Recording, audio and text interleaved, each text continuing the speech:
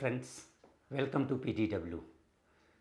आप सबको पता है कि यूएस में अब इलेक्शन सीजन स्टार्ट हो गया है। रिपब्लिकन ने तो अपना प्रेसिडेंशियल नॉमिनी भी अनाउंस कर दिया।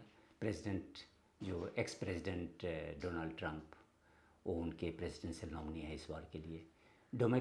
डेमोक्रेटिक पार्टी अभी अनाउंस नहीं किया, लेकिन most probably Kamala Harris will be the presidential nominee from that party. यदि अभी तो कुछ नहीं कहा जा सकता कि कौन वहाँ प्रेसिडेंट के तौर पर इलेक्शन यानी जीत करके आएंगे, लेकिन अगर कमला हैरिस प्रेसिडेंशियल इलेक्शन जीतती है तो उसकी पॉलिसी में कोई बहुत बदलाव की उम्मीद नहीं कर सकते। मोर और less there will be continuity of foreign policy which has been followed by the Biden administration. There may be some changes here and there.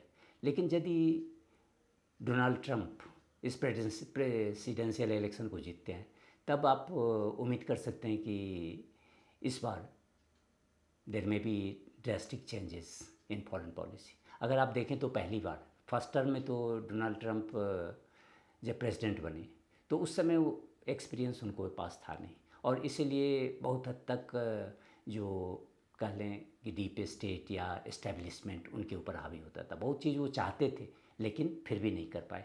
लेकिन इस बार वो काफ़ी एक्सपीरियंस्ड प्रेसिडेंट के तौर पर काम करेंगे, और मोस्ट प्रोबेबली वो अपने जो एजेंडा है या अपना व्यू पॉइंट्स वो जो डिफरेंट इश्यूज़ पर है उसको इम्प्लीमेंट करने की कोशिश करेंगे।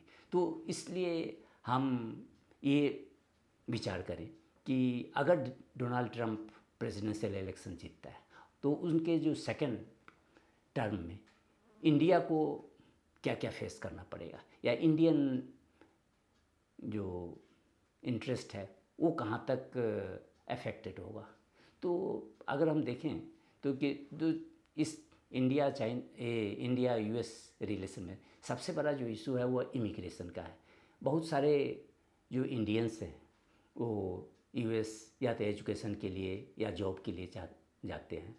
वहाँ करीब इंडियन पॉपुलेशन ऑलमोस्ट 1.5।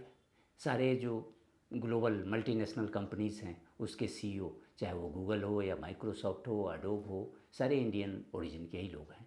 तो इसीलिए जो इमिग्रेशन की पॉलिसी है डोनाल्ड ट्रंप की होगी वो काफ़ी इंडिया के लिए ये कह लें कि डिफ़िकल्ट होने वाली है, क्योंकि डोनाल्ड ट्रंप इस बार जो वाइट वर्किंग पॉपुलेशन है उसके इंटरेस्ट को प्रमोट कर रहा है, और उनके हिसाब से कि ये जो वर्किंग पॉपुलेशन है ये अफेक्टेड हो रहा है ड्यू टू माइग्रेशन। इसीलिए वो कभी भी इवन फर्स्ट टर्म में भी उन्होंने इन यूएस और मेक्सिको के बीच एक दीवार खड़ी करने की कोशिश की थी। तो इस बार भी वही होगा। इस बार भी ओपन जो बॉर्डर पॉलिसी है वो यूएस फॉलो नहीं करने जा रहा है। तो इसके कारण इंडिया का इंटरेस्ट डैमेज होगा। लेकिन इंडिया को चाहिए कि जो इंडियन माइग्रेशन है ये दोनों ही तरह के है, वो लीगल इलीगल। तो इंडिया को चाहिए कि यूएस के साथ काम करके वो जो इलीगल माइग्रेशन है उसको स्टॉप करे, और साथ में जो लीगल माइग्रेशन है उसके ऊपर फोकस करें। दूसरा, अगर हम देखें दूसरे एरिया जहाँ इंडियन इंटरेस्ट अफेक्टेड होगा वो है सिक्योरिटी का। ट्रंप की जो व्यू पॉइंट्स हैं सिक्योरिटी पर वो बाइडेन और अदर जो डेमोक्रेटिक प्रेसिडेंशियल पावर हैं, चाहे डेमोक्रेटिक प्रेसिडेंट्स हुए हैं, उनसे थोड़ा सा हट के ये चाहते हैं कि जो यूएस का अपने पार्टनर, चाहे वो यूरोप में हो या एशिया में हो, उनके साथ रिलेशन काफ़ी स्ट्रॉन्ग हो। लेकिन सबसे बड़ी बात है कि अभी अगर हम देखें तो यूएस मेजर कंट्रीब्यूटर है, चाहे वो फाइनेंशियल कंट्रीब्यूटर हो या पर्सनल का कंट्रीब्यूशन हो, दोनों में ही यूएस का ही मेन रोल होता है। लेकिन डोनाल्ड ट्रंप चाहता है कि ये इक्विटेबल रिलेशन हो, ये जो स्ट्रेटजिक रिलेशन है ये रेसिप्रोकल हो। ऐसा नहीं कि सब यूएस ही करे और बाकी जो एलाइज है वो यूएस पर डिपेंडेंट रहे। अगर आप देखो तो अभी मैंने एज़ पर 23 डेटा नाटो में करीब 32 मेंबर्स हैं, और ये उम्मीद की जाती है कि सारे जो मेंबर कंट्रीज़ हैं वो अपने जीडीपी का 2% सिक्योरिटी पर स्पेंड करेगा। लेकिन एक्चुअल में केवल 11 कंट्री है जो 2% अपने जीडीपी का जो वो खर्च कर रहा है। इवन जो फ्रांस, बड़ी बड़ी कंट्री जो फ्रांस है, जर्मनी है, कनाडा है, टर्की है, ये सारे 2% से कम स्पेंड कर रहे हैं डिफेंस के ऊपर।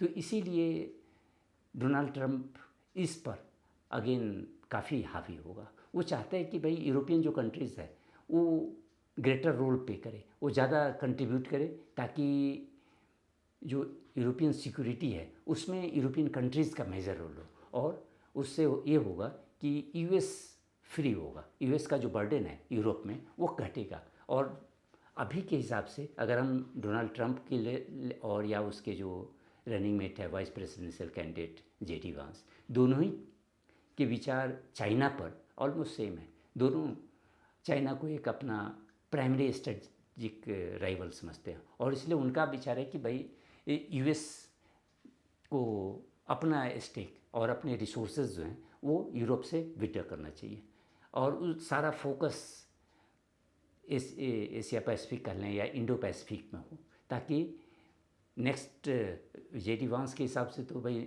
Next 40 years US should focus on east Asia.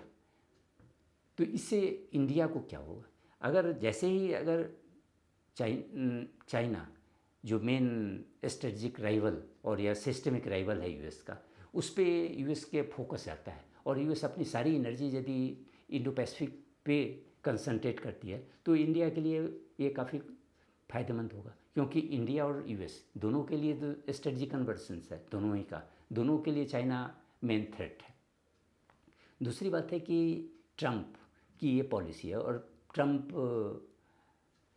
ये चाह रहा है कि भाई हमारा जो एसोसिएशन है वो या हमारे पार्टनर्स जो हों वो काफ़ी स्ट्रॉन्ग हो, विलिंग एंड स्ट्रॉन्ग पार्टनर्स हों।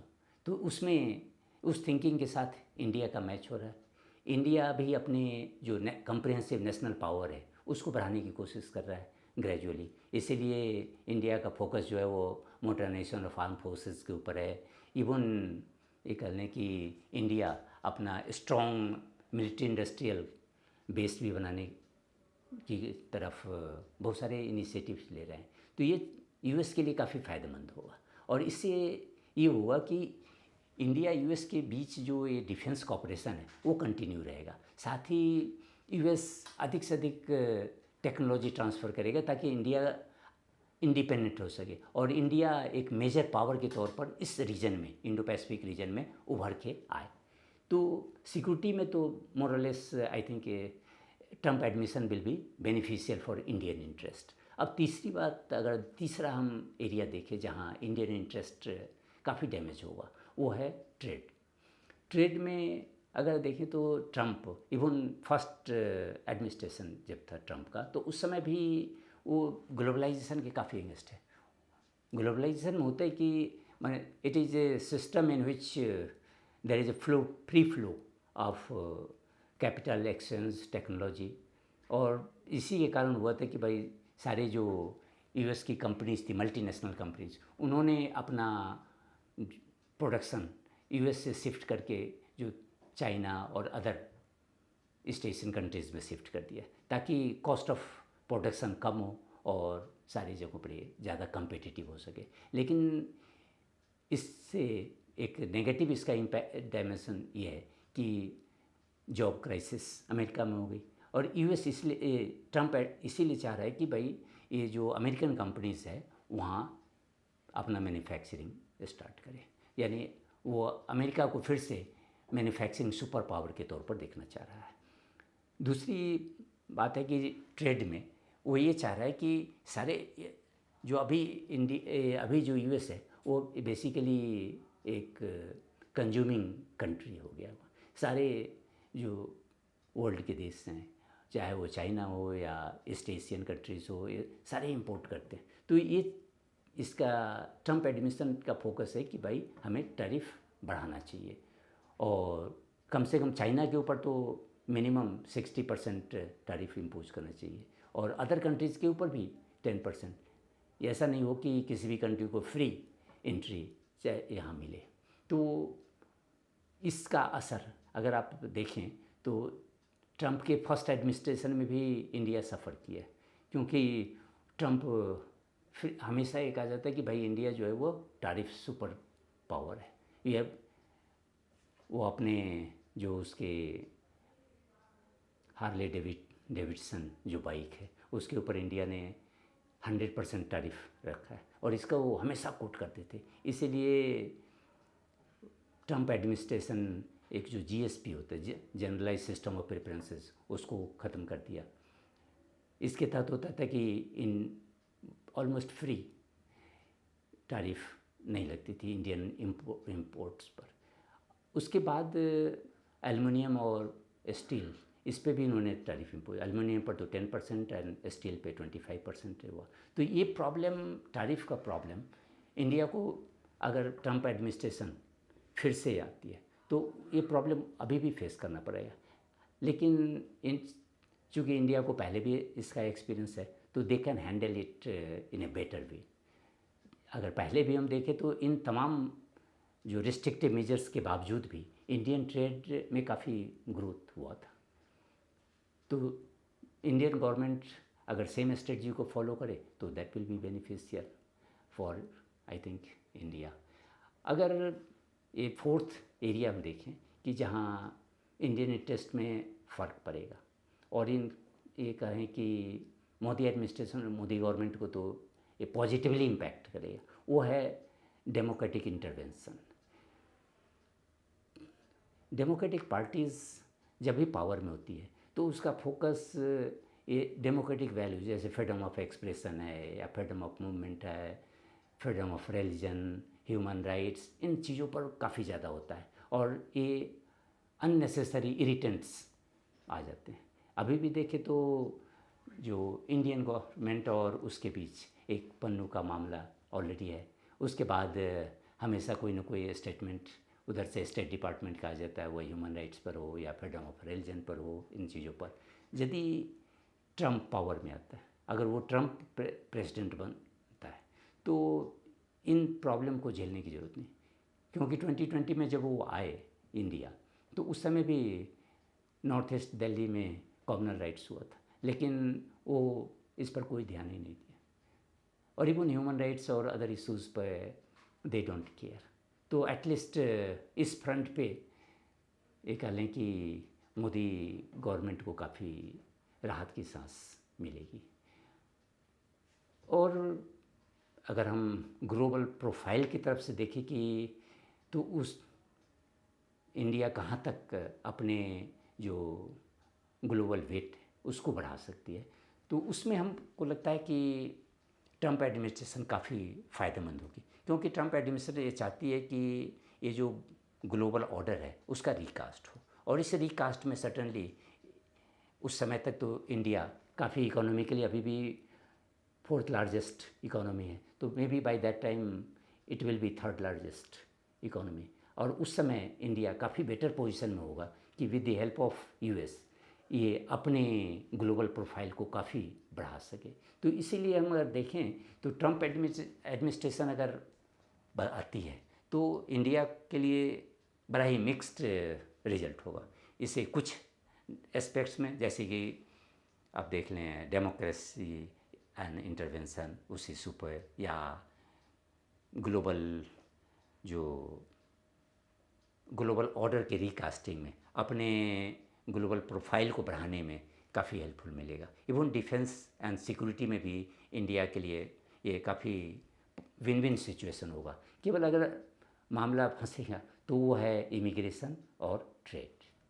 इन दो इशू पर गवर्नमेंट को पहले ही एक मेंटली प्रिपेयर्ड होना चाहिए और इवन इनोवेटिव सॉल्यूशंस जो प्रॉब्लम आने वाले हैं उसके लिए इनोवेटिव सॉल्यूशंस पहले से प्रिपेयर करना चाहिए, ताकि एन मौके पे इन्हें कोई प्रॉब्लम को फेस नहीं करना पड़े।